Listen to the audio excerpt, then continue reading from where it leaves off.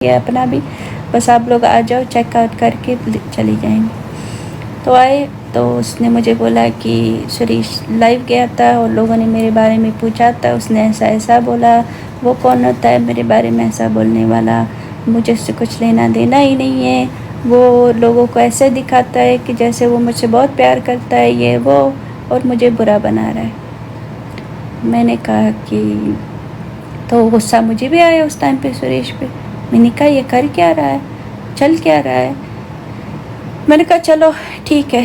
तो हम गए दूसरे होटल में, ये लड़की रो रही थी, ये सब चीज़ें।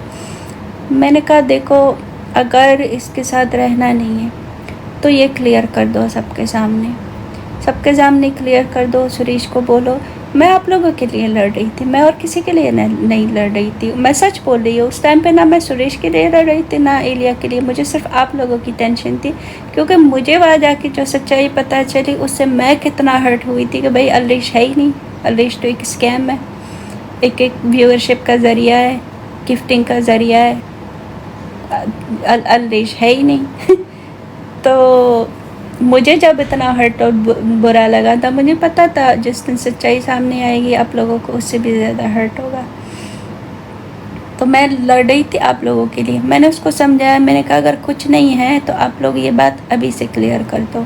आप सुरेश को कॉल करके बोलो कि लोगों को सच्चाई बता दे कि वो पहले से ही शादीशुदा है। आप लोग सिर्फ दोस्त हो और कुछ नहीं हो, ना ही कुछ हो सकता है। लोगों के दिलों के साथ मत खेलो। मैंने उसको ये बोला कि लोग इतना प्यार करते हैं कि जब आप लोगों की लड़ाई होती है लोग खाना नहीं खाते, आपको मैसेजेस आते हैं कि हम अपना जान लेंगे, हम ये करेंगे। आप सोचो अगर लोग आपसे इतना प्यार कर सकते हैं तो उनको हर्ट नहीं करना चाहिए, आप लोगों को जाके सच्चाई बतानी चाहिए।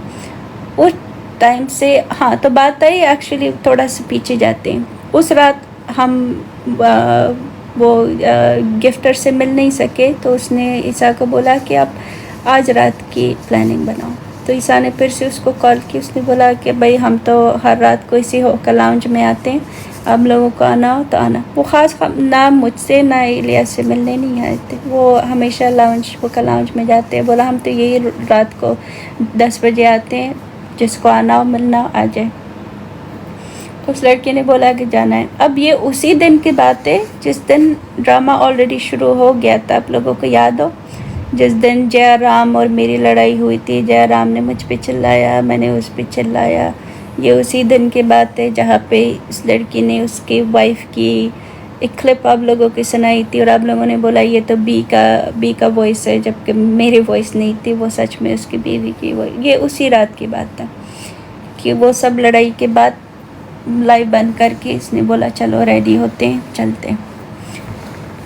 अब मुझे ये था कि उसकी माँ को पता है कि हम एक गिफ्टर स्लैश एजेंसी से मिलने जा रहे हैं।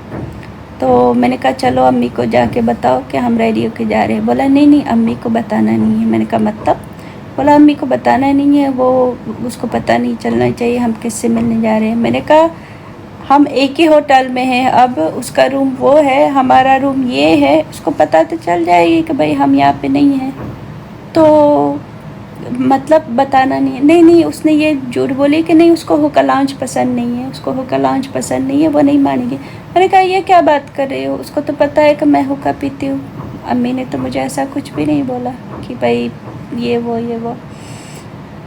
तो नहीं प्लीज़, आप मेरी माँ को नहीं जानते हो, मैं जानती हूँ, बताना नहीं है। मैंने कहा तो फिर क्या बताओगे? मैं जाके बोलूँगी कि एक प्रमोशन आया है एक रेस्टोरेंट का, तो हम तीनों वहाँ जा रहे हैं, वहाँ जाके मुझे उस प्रमोशन का वीडियो बनाना है, फिर उसके बाद हम वापस आएंगे। मैंने कहा ठीक है, तुम्हारी अम्मी है, जो तुम्हें बोलना है बोलो। वैसे मैंने उसको सीधा बोला, वैसे छुपाने वाली कोई बात है ही नहीं, कई गलत जा तो नहीं रहे हैं। उसको पता है कि गिफ्टर्स हैं टिकटॉक के, उसको पता है वो गिफ्टरों का नाम भी, तो छुपाना नहीं चाहिए। बस तुम्हारी मर्जी है, तुम्हारी अम्मी। तो उसने बोला आप रेडी हो जाओ, मैं जाके बात करके आती हूँ। तो ये गया, पता नहीं अपनी अम्मी को जो भी बोला आए। तो ईसा आ रहा था हमें लेने उबर में, तो वो ईसा ने मैसेज किया कि मैं ऑलमोस्ट पहुँचने वाला हूँ, दूसरा उबर बुक करो।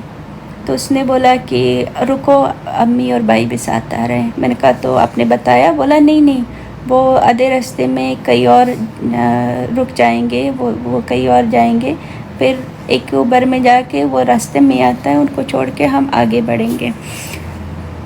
Thank you guys for the gifting. मैं देख भी नहीं रही हूँ, मैं बोलना नहीं चाहती चीज़ें।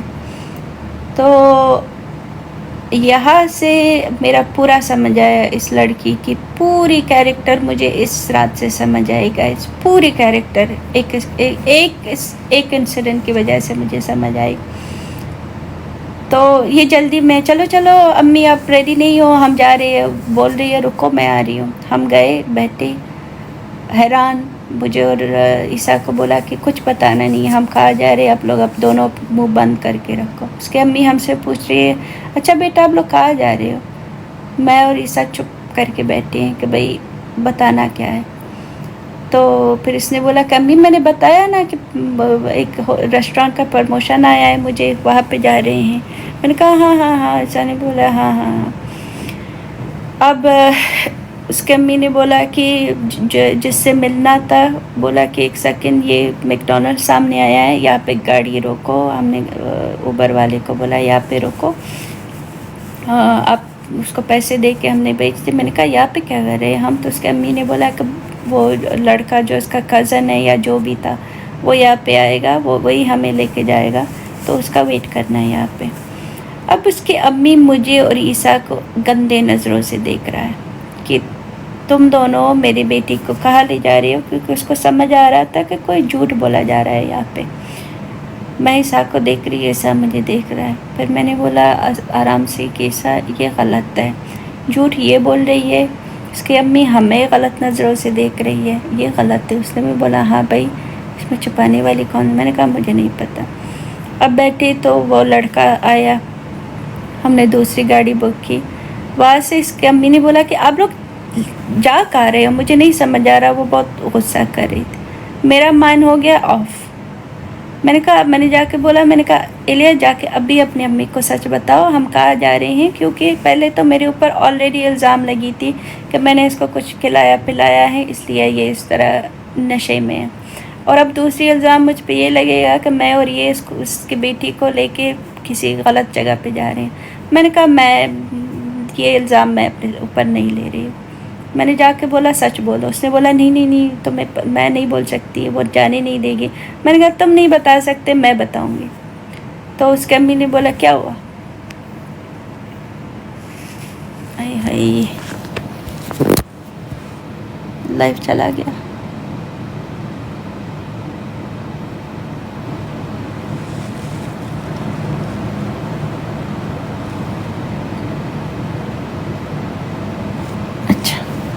वो वेरीफाई करना था। आवाज़ आ रही है, आवाज़ आ रही है, एक फुल सेंड करो। ओके चलो मैं कमेंट्स खोल रही है। वो मेरा लाइव एंड कर रहे थे, बोल रहे थे एन एक्टिविटी, क्योंकि कमेंट बंद है तो लाइव को लग रहा है कि कोई लाइव है ही नहीं। बट मैं कमेंट नहीं पढ़ रही हूँ, आप लोग जो कमेंट कर रहे हो मैं कमेंट नहीं पढ़ूँगी। कहाँ पे थी मैं, याद देखूँगी, कमेंट देख के मैं डिस्ट्रैक्ट हो जाऊँगी। और आप लोग कोशिश करो कमेंट नहीं करो, बस बात सुन लो। तो उसके अम्मी ने बोला क्या क्या क्या बतानी, क्या चल रहा है। मैंने कहा अम्मी सॉरी हम जा रहे हैं, दोनों गिफ्टर का मैंने नाम ली। मैंने कहा आपकी बेटी को मिलना है, इसको एजेंसी ज्वाइन करनी है, उन दोनों से इसको मिलना है। उसने हमें होटल लाउंज में बुलाया है। तो उसके अम्मी को गुस्सा आया, बोला अपनी बेटी पे गुस्सा गई कि तुम झूठ क्यों बोल रहे हो। मैंने कहा मुझे नहीं पता, लेकिन आपको ऐसा लग रहा है कि हम इसको कहीं गलत लेके जा रहे हैं। मैं आपको सच बता रही हूँ, ये कहानी है, हम यहाँ जा रहे हैं, बाकी मुझे नहीं पता ये क्या कर रही है क्या नहीं कर रही। तो उसके अम्मी ने उस पर गुस्सा की। मैंने कहा काम करो आप लोग भी हमारे साथ आ जाओ। उसके अम्मी ने बोला नहीं ये पहले से ये बात बता देती, मैं कौन सा उसको रोकने वाली थी, झूठ बोलने की कोई ज़रूरत ही नहीं थी इसको। मुझे नहीं समझ आ रहा है ये लड़की इतना झूठ क्यों बोलती है। हाँ मैंने कहा मुझे नहीं पता, बस मैंने आपको बता दी। तो बोला कि नहीं आप लोग गाड़ी में बैठ के जाओ, हम पीछे से दूसरा गाड़ी करके आ रहे हैं। उसके अम्मी को बहुत गुस्सा था और उसके भाई को भी गुस्सा था अपनी बहन पे कि ये हमेशा ऐसी करती है, बातें छुपाती है, कोई रीज़न ही नहीं होता। मैंने कहा मुझे नहीं पता, बस मुझे अपने सर पे नहीं लेना इल्ज़ाम। तो वहाँ से हम गाड़ी में बैठे, उन्होंने बोला हम ईसा को बोला कि उस जगह का एड्रेस सेंड करो, हम पीछे पीछे आ रहे हैं। जब गाड़ी में बैठी मेरी इस लड़की से लड़ाई हो गई। उसने बोला अपने अम्मी को सच क्यों बताया। मैं कहा क्योंकि मुझे आपकी अम्मी हमें ऐसे देख रही थी जैसे हम आपको कई गलत जगह पे लेके जा रहे हैं, तो मैं नहीं कर सकती ये चीज़। मैं अपने ऊपर इल्ज़ाम, आपने ऑलरेडी मेरे ऊपर सिगरेट पीने का इल्ज़ाम डाल दिया है कि जबकि रूम में सिगरेट तुम दोनों बैठ के पी रहे थे। अगले दिन जब सिगरेट का, उसकी अम्मी को सिगरेट का जो एन होता है ना, वो उनके प्लेट खाना खाए थे मेरे रूम में इन लोगों ने, उस प्लेट में इन लोगों ने डाल दी थी गधों की तरह। तो अगले दिन जब उसकी माँ हमारे रूम में आई, उसने वो देखी तो बोला सिगरेट किसने पिया है। उसने बोला बी ने पिया है। मैं इतना शर्मिंदा, गाइस मैं हुक्का पीती हूँ, मुझे सिगरेट से सख्त नफ़रत है, सिगरेट की स्मेल से सख्त नफ़रत है, लेकिन मैं हुक्का पीती हूँ, मैं वेप पीती हूँ, मैं सिगरेट नहीं पीती। मैं इतना शर्मिंदा हो गई इसकी अम्मी के सामने उस टाइम पे। मैंने बोला, उसकी अम्मी ने बोला हाँ तुम सिगरेट पीते हो। मैंने कहा वो अम्मी, वो इतना कल रात थोड़ा स्ट्रेस हो गया था मुझे, तो बस एक सिगरेट मैंने पी। बाद में जाके साइड करके मैंने बोला भाई तुमने मेरे ऊपर इल्ज़ाम क्यों लगाए। बोला सॉरी अब अम्मी को बोल तो नहीं सकती थी कि मैंने किया, आप अमेरिका से आए हो तो आपको कुछ नहीं बोलेगी। मैंने कहा भाई मैं अमेरिका से आया हूँ, जापान से आया हूँ, मुझे अब लोगों के सामने अपनी बेइज्जती नहीं करनी होती। और आगे से मेरे रूम में तुम दोनों कभी सिगरेट नहीं पियोगे। नहीं सॉरी नहीं होगा। और ये लड़की जो बोलती है ना कि सिगरेट से मुझे नफ़रत है, ख़ुद पीती है, उसके भाई वो ख़ुद पीते हैं, और उसने ख़ुद ये भी बोला कि मेरी माँ भी पीती है, कभी कभी हम साथ में बैठ के भी पीते हैं। तो उसका ये बात झूठ है कि उसको लंग्स का प्रॉब्लम है, ये अगर है भी उसको फ़र्क नहीं पड़ता, उसने सब कुछ किया। तो मैंने कहा मैं ये इल्ज़ाम अपने ऊपर नहीं। तो गाड़ी में हम दोनों की लड़ाई हुई, ईसा ने हमें चुप करवाया था। उसने बोला आपको बताना नहीं चाहिए था, आपको नहीं पता मेरे साथ क्या होगा, अम्मी मुझे कितना डांटेगी। मैंने कहा मुझे फ़र्क नहीं पड़ता, आपको झूठ नहीं बोलना चाहिए था।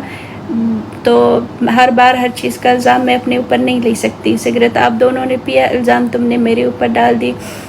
कल रात पता नहीं तुम दोनों ने क्या किया था। आपकी अम्मी मुझसे सवाल कर रही है कि इसको तुमने कुछ खिलाया पिलाया है कि ये इस तरह बिहेव कर रही है, और आज तुमने कहा जा रही हूँ उसका झूठ बोल रहे हो। तो तुम्हारी अम्मी सोच रही है कि मैं तुम्हें पता नहीं किसी कंजर खाने में लेके जा रही हूँ, कहाँ लेके जा रही हूँ। मैंने सच बता दी, और तुम्हें भी सच बोलना चाहिए। बड़ी उस टाइम पे हमारी लड़ाई हुई थी गाड़ी में। फिर ईसा ने हम दोनों को शट अप करके चुप करवाया था। अब माइंड मेरा भी ख़राब, इसका भी ख़राब, इसकी अम्मी का भी ख़राब, उसके भाई का भी ख़राब, ईसा का भी ख़राब। हम पहुँचे हुक्का लाउंज में। वह दोनों, वो जिस दो गिफ्टर से हम मिले थे, मैं उनको पहले नहीं जानती थी, ना मैं उनका नाम जानती थी। वहाँ से मैंने देखा कि ये दोनों कौन है। तो हम वहाँ पे गए, और इसकी अम्मी और उसका भाई पीछे आया, और सेम जगह पे वो आए। शीशे लगे हुए थे, वो लोग बाहर कुर्सी पड़ी थे, वो लोग बाहर बैठे, हम अंदर। मैंने बोला उनको बोलो अंदर आए, बोला वो नहीं आएंगे। तो उसके माँ से इसका झूठ बर्दाश्त नहीं हो रहा था, उसको बार बार ये लोग मैसेज कर रहे थे एक दूसरे को, और मेलिया का भी मूड ख़राब हो गया था। अब वो गिफ्टर वहाँ पे, अच्छा किसको मिलना था। ईसा ने बोला कि ये होस्ट है। अच्छा क्या है। तो उसने बोला कि इसको एजेंसी ज्वाइन करनी है। तो उसने बोला एजेंसी ज्वाइन करने के लिए इसको अपने 11 मिलियन वाली आईडी ख़त्म करनी पड़ेगी, हमें इसके लिए नया आईडी खोलना पड़ेगा, ये वो ये सब चीज़ें। तो वहाँ से इसके माँ ने इसको कॉल करके बोला अभी बाहर आओ, बात करनी है। तो उसने बोला कि अम्मी बुला रही है, मैं बात करके आती हूँ। मैंने कहा तो फिर हम भी चलते। नहीं आप लोग बैठो, अभी हुक्का ऑर्डर किया, आप लोग बैठो, मैं बस बात करके आती हूँ। मैंने कहा ओके। ये लोग आए, हमने शीशे से देखा कि सामने एक रेस्टोरेंट था, ये लोग सामने वाले रेस्टोरेंट में गए। मैंने कहा चलो ठीक है, बात करने दो, शायद अपने माँ को मना के वापस आएगी। 10 मिनट 15 मिनट गुजर गए, आया नहीं। मैं कॉल पे कॉल किए जा रही हूँ, मैसेज पे मैसेज किए जा रही हूँ, ना वो मेरा कॉल उठा रही है, उसके भाई को कॉल रहे हो नहीं उठा रही। मैंने कहा ऐसा मुझे नहीं लगता ये लोग वापस आएंगे यहाँ पे।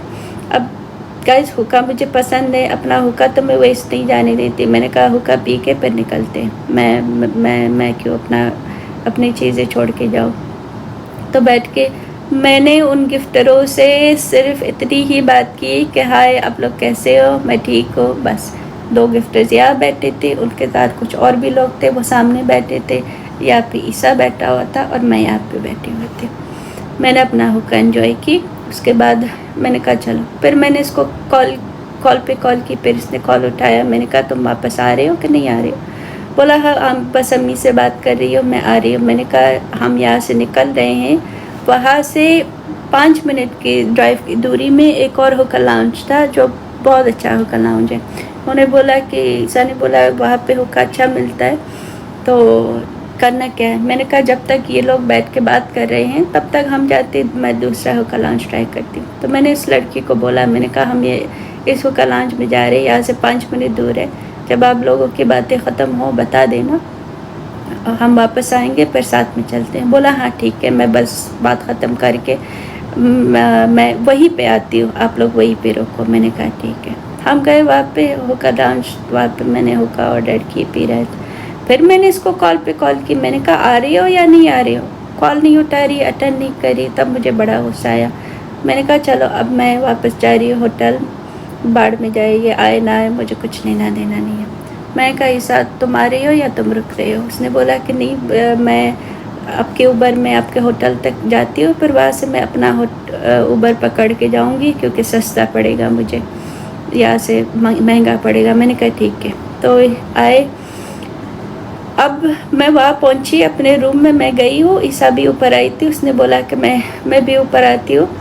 तब तक ईसा को एलिया की मैसेज आई थी कि हम होटल पहुँच गए थे। उसने बोला मैं ऊपर आती हूँ, मुझे एलिया पे चेक करना है कि वो ठीक है नहीं है, क्योंकि मैंने बोला ना पूरा दिन वो ड्रामा चला था, लड़ाई चली थी लाइव पे, इसका, सुरेश का, मेरा, जयाराम का, सबका।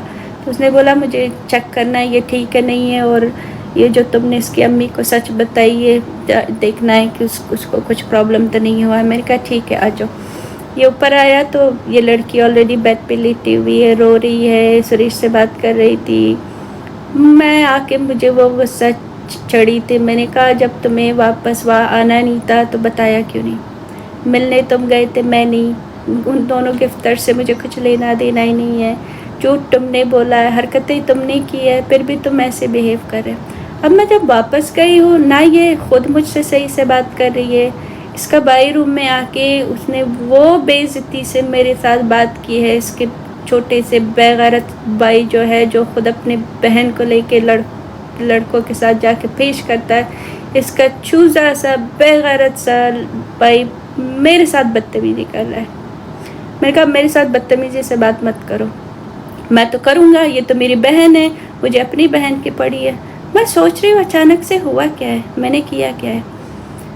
मैं बहुत रोई उस टाइम पे, आप लोगों को पता भी है, मैं बहुत रोई। मैंने कहा यार अब इन जैसे लोगों के सामने मेरी इतनी इज्जत है कि इसका इतना छोटा सा भाई, इतना गंदा शक्ल वाला इंसान मुझसे बदतमीज़ी से बात करेगा। तो मैंने बोला ईसा भी वही पे थी। मैंने कहा ईसा इसको बोलो मेरे से बदतमीज़ी से बात मत करे, क्योंकि अगर मैंने शुरू की ना तो बहुत बुरा हो जाएगा। तो ईसा ने बोला कि भी आप समझो थोड़ा सा सिचुएशन को। मैंने कहा मैं नहीं समझ रही, किसी का हक नहीं बनता वो मेरे से बदतमीज़ी से बात करे। वहाँ से मैंने अपना सामान पैक किया, मैंने कहा मैं यहाँ से जा रही हूँ। फिर उसके अम्मी ने आके मुझे रोका, आओ रूम में आओ बात करनी। वहाँ पे गई, मैंने कहा मैंने किया क्या है? आपके बेटा मेरे से तो बदतमीज़ नहीं वो, बस मैंने कहा आपकी बेटी वहाँ उसको खुद मिलना था वहाँ पे जाके। इसकी माँ भी मेरे से ना थोड़ा सा रूडली, थोड़ा सा वो बात कर रहा था। मुझे वहाँ से कहानी समझ आई कि इस लड़की ने क्या किया। जिस लड़की ने जाके अपने अम्मी को बोला कि सब कुछ बी की गलती है, बी जानबूझ के यहाँ पे आई है, बी कोशिश कर रही है कि मैं और सुरेश एक साथ ना हो, क्योंकि ये सुरेश को पसंद करती है, इसको सुरेश से प्यार है, ये जानबूझ के यहाँ पे आया है। ये चाहती है कि वो जो गिफ्टर्स है वो इसकी एजेंसी से है, ये चाहती है कि मैं इसकी एजेंसी ज्वाइन करूँ, ये मुझे वहाँ लेके गई है। इसने सब कुछ मेरे ऊपर डाल दी थी, सब कुछ ए से जी लेके सब कुछ मेरे ऊपर, कि ये सब मैंने किया। अब गाइस मैं जो जिस चीज़ से आप लोग बार बार पूछ रहे थे कि दुबई में ऐसा क्या हुआ, दुबई में ऐसा क्या हुआ, दुबई में ऐसा क्या हुआ, मैं किस चीज़ से गुजरी हूँ ये मुझे पता है। मुझे अपनी इज़्ज़त की बहुत परवाह होती है गाइस, बहुत परवाह है। मैंने देखो मेरा बाप भी इस दुनिया में नहीं है, मैं 6-7 साल की थी। मेरे माँ ने कभी दूसरी शादी नहीं की। हम 8 बहन भाई हैं। मेरे माँ ने अकेले हमें पाला है। मेरे माँ ने हमें वो चीज़ सिखाई है कि जिसके बाप नहीं होता उसका इस दुनिया में संभल के रहना बहुत इम्पोर्टेंट है, क्योंकि बिना बाप के औलाद को लोग बहुत कुछ बोलते हैं। मॉम ने अपनी तरफ से वो हर चीज़ की है, यहाँ तक कि मैं स्कूल जाती थी, स्कूल से काम जाती थी, अगर मैं 1 मिनट आगे पीछे होती तो मेरे मॉम, और ये यूएस में, हम यूएस में रहते थे गाइस, वहाँ पे बहुत फ्रीडम होती है, लेकिन हमारी माँ ने हमें कभी ऐसे फ्रीडम नहीं दी थी। 5 मिनट हम इधर से उधर नहीं हो सकते थे, हमारे हर चीज़ पे नज़र रखती थी, हम कहाँ जा रहे हैं, किससे मिल रहे हैं, किससे बात कर रहे हैं। तो मुझे अपनी इज़्ज़त की हमेशा बहुत परवाह होती है। वहाँ से मुझे ये लड़की समझ आई। मैंने कहा ये लड़की जो लाइफ पे बैठ के इतने अच्छे बातें करती है, ये लड़की वो लड़की है ही नहीं। ये लड़की एक नंबर की झूठी लड़की है। तब मुझे समझ आया कि इसने मुझे जो अपने पहले हस्बैंड के बारे में बोला था कि उसने ज़बरदस्ती शादी की, ऐसा कुछ भी नहीं था। उस बेचारे के साथ धोखा किया था इसने। वो लड़की खुद घर से भाग के शादी की थी। जब उसकी माँ को पता चला, उसने सारा इल्ज़ाम अपने हस्बैंड के ऊपर डाल दी कि इसने, जिस तरह से वो पकड़ी जाती है और सबके ऊपर इल्ज़ाम डालती है ना, पहले उसने लड़कों के साथ की, फिर उसने मेरे साथ की। ठीक है, उस रात, सेम रात को ये लड़की सोई है, इसके माँ भाई दोनों रूम में जाके सोए। मैंने सूरज और ओम को कॉल की, सुबह के 7 बजे तक बैठ के मैं रोई हूँ फ़ोन पे कि गाइस मैंने क्या कुछ नहीं किया इन लोगों के लिए, और मेरे साथ ये चीज़ हो रहा है। अब जिनके कोई औकात नहीं है मेरे सामने, जिनकी इतनी भी औकात नहीं है कि अपने एक अच्छे से होटल में रहें, ये बैठ के मेरे साथ बदतमीज़ी करेंगे। मैंने कहा मैं यहाँ से जा रही हूँ, मैं यहाँ रुक नहीं सकती, बस मैं वेट कर रही थी कि सुबह के 7 बजे रोशनी हो, मैं चली जाऊँ। मैंने जल्दी से अपने लिए दूसरा होटल बुक की, बहुत दूर उनसे, बहुत दूर, कि वो मेरे आसपास नज़र भी ना आए। ये सब सो गए थे। एलिया ने मेरा एक पिंक शर्ट बोरो किया था, वो पहन के सोई थी, जो मेरा सबसे फेवरेट शर्ट है। मैंने वो भी छोड़ दी। मैंने कहा बाहर में जाए, मुझे नहीं चाहिए। अपना सामान पैक करके मैं चुपके से आराम से मैं वहाँ से निकली। उबर में बैठ के मैं दूसरे होटल गई थी। ये बात आप में से बहुत सारे लोगों को पता है, क्योंकि आप लोग उस साथ मेरे साथ थे। मैं दूसरे होटल में वहाँ पे गई। मैंने कहा मुझे माफ़ी चाहिए, आज के बाद कुछ भी हो जाए मैं इस लड़की को कभी दोबारा सपोर्ट नहीं करूँगी। तब मुझे समझ आया कि इसकी माँ जो है वो शिरीष को एक गंदा चीज़ समझती है, लेकिन उसके माँ क्यों कुछ नहीं बोलती, क्योंकि व्यूअरशिप आ रहा है। उसकी माँ के लाइफ पे कौन बैठता है? नेपाली लोग। उसके बेटी के लाइफ पे कौन बैठता है? नेपाली लोग। तो ऑब्वियस सी बात है, आप वहीं पे जाके चुप रहोगे जहाँ से आपको प्रॉफिट मिल रहा है, ठीक है, जहाँ से आपको व्यूअरशिप मिल रहा है, जहाँ से आपको गिफ्टिंग मिल रही है। तो ऑब्वियस से तब मुझे पता चला कि इसकी माँ इसको इतना नापसंद करती है कि उसका जब 100K हो गया, वो उसके साथ सेलिब्रेट करना भी पसंद नहीं करती थी। तो वहाँ से ये कहानी शुरू हुआ। जब मैं वापस आई, मैंने क्या बोला था कि वो सुरेश ने टाइम नहीं दिया हमें, इसलिए मैं अलरेश छोड़ के जा रही हूँ। उसमें कोई सच्चाई नहीं थी। मैंने कुछ भी कहानी बनाती थी कि बस आप लोग मेरा पीछा छोड़ो, कि तुम अलरेश को सपोर्ट क्यों नहीं कर रही हो,